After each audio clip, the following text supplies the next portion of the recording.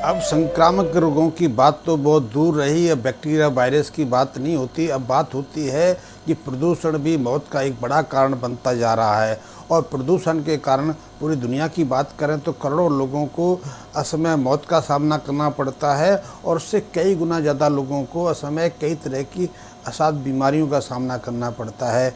पिछले महीने एक रिपोर्ट जारी हुई। उस रिपोर्ट में भारत के संबंध में कहा गया है कि केवल प्रदूषण के कारण भारत में पिछले साल 25 लाख से ज़्यादा लोगों ने असमय मौत का सामना किया है। इनमें 15 लाख से ज़्यादा तो वायु प्रदूषण के कारण मरने वाले लोग थे और 13.5 लाख से ज़्यादा लोग ऐसे थे जिनकी मृत्यु केवल मात्र जो जल प्रदूषण के कारण हुई। जल में कई तरह के जीवाणु रहते हैं, कई तरह के विषाणु रहते हैं, कई तरह की अन्य चीज़ें भी रहती हैं, लेकिन जल में कई तरह के केमिकल घुल रहे हैं। इसके कारण वो लोगों के स्वास्थ्य के लिए बहुत हानिकारक साबित हो रहा है। और ये तो मौत की बातें हैं। यदि हम बीमारी की बात करें, हम रोगों की बात करें, तो इन प्रदूषण के कारण बीमार होने वाले बीमारियों का सामने करने वालों की संख्या तो कम से कम 10 से 15 गुना ज़्यादा है। और इस तरह कह सकते हैं कि हर साल हमारे देश में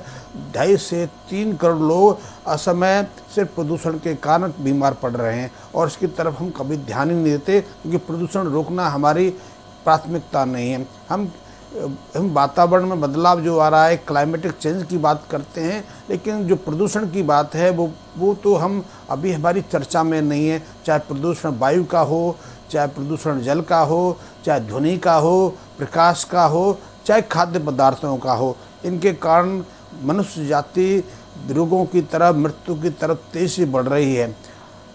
आपने सुना होगा कि जब हमारे यहाँ DDT जैसे जो कीटाणुनाशक नहीं छिड़के जाते थे तब हमारे लिए मच्छर खतरनाक नहीं था। तब मच्छर के साथ हम सहजता से जी लेते थे। हमें किसी तरह की भयंकर बीमारी का सामना नहीं करना पड़ता था, क्योंकि ऐसी अवस्था में मच्छर दोस्त रहित था। और बहुत सारे जो हमारे लिए रोग कारक बन गए हैं, चाहे वो मलेरिया रहा हो, चाहे डेंगू रहा हो, चाहे ऐसी कई बीमारियां हैं जो आज हमारे लिए खतरनाक साबित हो रही हैं। मच्छर जो है ऐसे हानिकारक जो विषाणु थे, बैक्टीरिया थे, स्वयं समाप्त कर लेता था। लेकिन जब से हमने ऐसे हानिकारक विषाक्त रसायनों का छिड़काव करना शुरू किया, इसमें DDT आ जाती है, BSC आ जाती है, तब से मच्छर भी हमारे लिए सुरक्षात्मक नहीं रहा। मच्छर हमारे लिए हानिप्रद रह गया, रोग कारक बन गया। इसीलिए मलेरिया का जो पैरासाइट है वो हमारे लिए खतरनाक साबित होने लगा।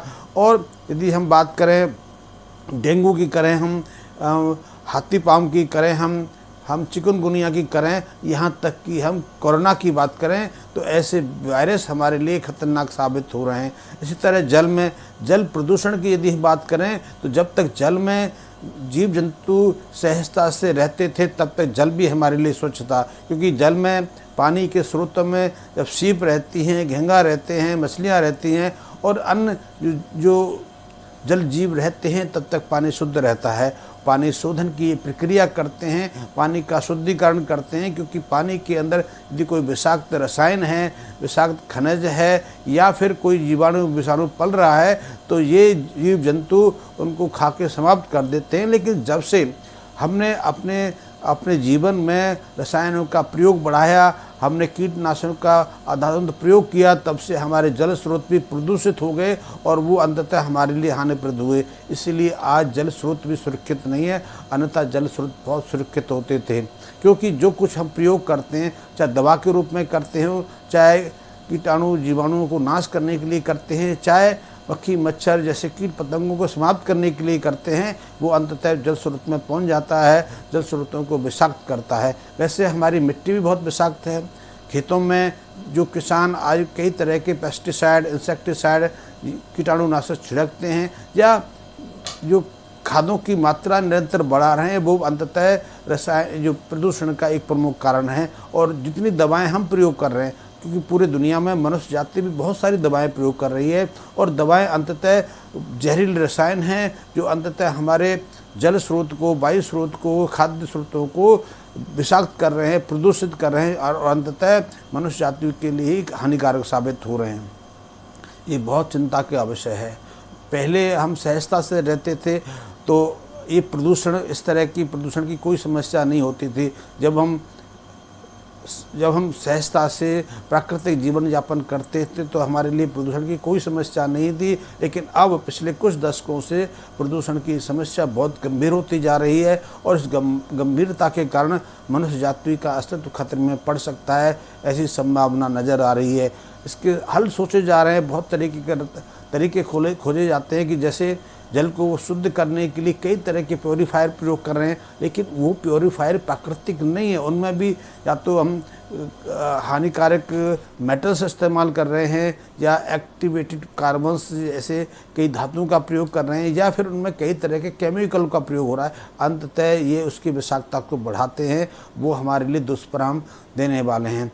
हम खेतों की बात करें तो जब तक खेत सहज थे, सामान्य खेती होती थी, सामान्य जो खाद थे प्रयोग होते थे, तब तक वो विषाक्त नहीं थे। लेकिन अब ज़्यादातर विषाक्त हो गए। और सबसे बड़ी चीज़ है कि जब से एग्रीकल्चर में कृषि जगत में नए नए शोध और अनुसंधान का कार्य हुआ है, तब से हमने ऐसी प्रजातियों को पैदा करना शुरू कर दिया है जो जल्दी पकती हैं। पकने के कारण जो वायुमंडल में विषाक्त गैसें विद्यमान रहती हैं, चाहे कार्बन डाइऑक्साइड हो, चाहे कार्बन मोनोऑक्साइड हो और कई अन्य गैसें हैं, उनका पूरी तरह शोषण नहीं हो पाता। वो वातावरण में ज़्यादा मात्रा में घुल के हमारे लिए हानिप्रद हो रही हैं। पहले सहजता से ये हो लेता था, तो हमें इनसे बचना है क्योंकि लाखों लोगों की ज़िंदगी इसमें दांव पे लगी हुई है और छोटे छोटे बच्चे तो इससे बहुत शीघ्र प्रभावित होते हैं। इसीलिए हर साल दिल्ली जैसे शहर में सिर्फ वायु प्रदूषण के कारण 25 से 30 लाख बच्चों को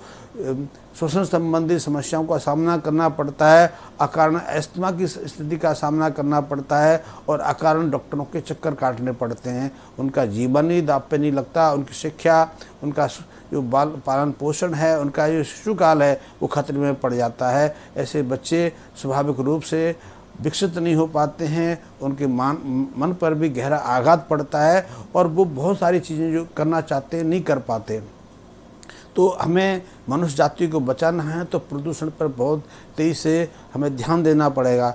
आजकल एक प्रचलन और हो गया है कि हम प्रदूषण को हम आर्टिफिशियल तरीके से रोकना चाहते हैं। कई तरह के हमने ऐसी वनस्पतियां पैदा कर ली हैं जिनसे कहते हैं कि कार्बन डाइऑक्साइड या जो हमारे वायुमंडल में विषाक्त तत्व विद्यमान हैं वो समाप्त हो जाते हैं। लेकिन जब तक हम प्राकृतिक पर उस परिस्थिति में नहीं लौटते, क्योंकि हमने बड़े पत्ते के पेड़ होते हैं उनको तो आना लगाना छोड़ दिया। इसीलिए पहले ज़माने में पीपल का एक महत्व था, बरगद का महत्व था, आम का महत्व था, जामुन का महत्व होता था और इस तरह जिन पेड़ पौधों के पत्ते मोटे और बड़े साइज के होते हैं उनको इसलिए लगाया जाता था कि वो ज़्यादा मात्रा में प्रदूषित गैसों का, प्रशुद्ध तत्वों का सोख कर वातावरण को अशुद्ध रखते थे। लेकिन आजकल तो हम छोटे छोटे पत्तों वाले जो पेड़ पौधे लगा के खुश हैं, लेकिन उससे हमारा प्रदूषण समाप्त नहीं हो सकता। प्लांट लगा के, प्रदूषण के यंत्र लगा के हम प्रदूषण को समाप्त नहीं कर सकते। तो यदि प्रदूषण से बचना है, हमें अपनी सभ्यता को, अपने बच्चों को स्वस्थ रखना है, तो प्रदूषण की तरफ हमें बहुत तेज़ी से ध्यान देना होगा।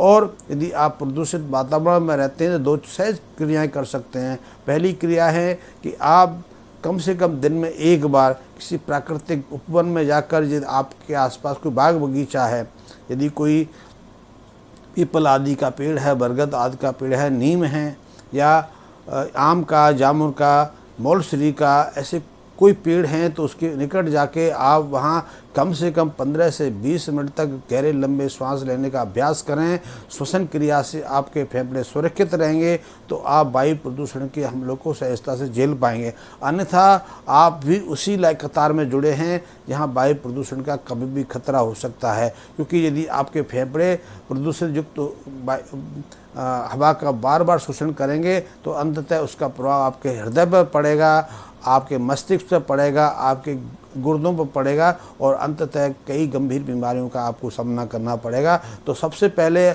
आप कम से कम एक बार दिन में आधा घंटा किसी बाग बगीचे में घूमना शुरू करिए। प्रातःकाल का समय आपके लिए बहुत अद्भुत है, बहुत आवश्यक है। और यदि ऐसे समय पर प्रातःकाल सूर्योदय के आसपास यदि आप किसी बाग बगीचे बैठ के लंबे गहरे यानी भस्त्रिका प्राणायाम का अभ्यास करेंगे तो निश्चित रूप से आप ऐसे प्रदूषण वायु के प्रभाव से बचे रह सकते हैं। दूसरा, जल प्रदूषण की समस्या है, तो जल प्रदूषण के लिए आपने दिन में एक बार कम से कम दही का प्रयोग करना है या छाछ का प्रयोग करना है। मैं दूध की बात नहीं करता कि दूध भी प्रदूषित है, दूध में भी बहुत सारी चीज़ें हैं, और जिस छाछ और दही की बात कर रहा हूँ वो आपके घर के आसपास की किसी की हो। पैकेट के दूध की भी बात नहीं करता, मैं थैली के दूध की बात नहीं करता, क्योंकि वो थैली में जो बंद है वो तो खुद ही प्रशुद्ध है और उसको तो आप तक पहुँचते पहुँचते हफ्ता 10 दिन का समय लग जाता है। उसको प्रिजर्वेटिव करने के लिए कई तरह के रसायन उसमें प्रयोग किए जाते हैं, तो ऐसा दूध के प्रोडक्ट भी आपके लिए सुरक्षित नहीं है।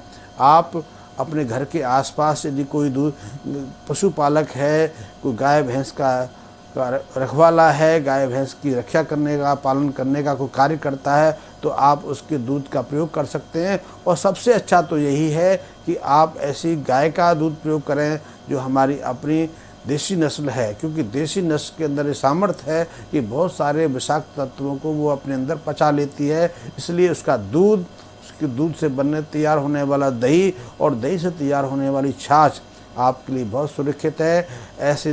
ऐसे जो गाय दूध के प्रोडक्ट आपके लिए बहुत सुरक्षित हैं। वो आपके जल प्रदूषण से आपकी समस्या का निदान कर सकते हैं। आपके अंदर जल प्रदूषण के माध्यम से पहुंचने वाले जो विषाक्त भारी तत्व हैं, भारी खनिज तत्व हैं जो आपके अंगों को नुकसान पहुंचा सकते हैं या नुकसान पहुंचा रहे हैं, उनसे उबरने का एकमात्र रास्ता है कि कम से कम एक बार खाली पेट आपने 200-250 ग्राम दही का प्रयोग करना है या कम से कम 2 गिलास छाछ का नियमित रूप से प्रयोग करना है। इससे आपका पाचन तंत्र भी सही रहेगा, आपके शरीर को पोषक तत्वों की आपूर्ति भी रहेगी। लेकिन सबसे अच्छी चीज़ है कि इनके प्रयोग से आपके अंदर शुद्धिकरण का कार्य होगा। इससे आपके पेट, आपके लीवर, आपका किडनी जैसे जो महत्वपूर्ण अंग हैं उनका शुद्धिकरण होगा। और पहले प्रचलन का एक विश्वास हमारे यहाँ रहा है कि सुबह प्रातःकाल उठते ही तांबे के पात्र में रखा हुआ जल सेवन करें या चांदी के पात्र में रात को 1-1.5 kg के आसपास शुद्ध जल भर के रख दें और प्रातःकाल उठते ही उसका सेवन करें। इससे भी आपके शरीर में जो जल के माध्यम से या खाद्य के माध्यम से जो विषाक्त तत्व पहुँचते रहते हैं, आपके अंदर प्रदूषित चीज़ें पहुँचती रहती हैं, उनका शोधन हो सके, उनका शुद्धिकरण हो सकते और आप गंभीर बीमारियों के चक्कर में पड़ने से बचे रहें। तो ये आपके लिए बहुत आवश्यक है। प्रदूषण बहुत खतरा बन रहा है और प्रदूषण के कारण बीमारियों की संख्या तो निरंतर बढ़ी रही है, उसके साथ मरने वालों की संख्या में निरंतर इजाफा होता जा रहा है। और ऐसे अनुमान हैं, ऐसे आंकड़े उपलब्ध हैं कि हर साल प्रदूषण के कारण मरने या बीमार पड़ने वालों की संख्या में 10% की वृद्धि हो रही है। ये खतरनाक संकेत है। वैसे मैं इस वीडियो को समाप्त करने से पहले एक उदाहरण से आपको समझा दूं कि आज से 25-30 साल पहले हमारे चिकित्सा विज्ञान में एक